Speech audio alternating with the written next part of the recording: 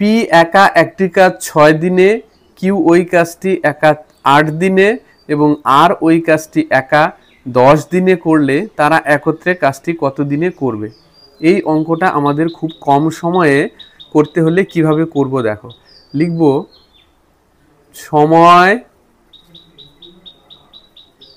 লাগবে, কি করব, আলাদা আলাদা করলে যে সময়টা লাগতো সেটা গুণ 6 দিন 8 দিন গুণ হচ্ছে 10 দিন। আর নিচে কি লিখব, দুটো দুটো করে গুণ হবে, 6 গুণন 8 যোগ হবে 8 গুণন 10 যোগ হবে 6 গুণন 10।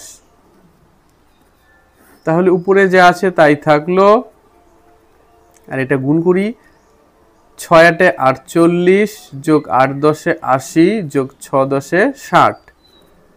তাহলে উপরে যা আছে তাই থাকলো, নিচে যোগ করলে হবে সবগুলো 188। 4 দিয়ে কাটি, 4 দুগুণে 8, 4 দিয়ে কাটলে 47। এবার গুণ করে দিলে উপরে কি আসবে, 6 দুগুণে 12 120 আর নিচে থাকলো 47।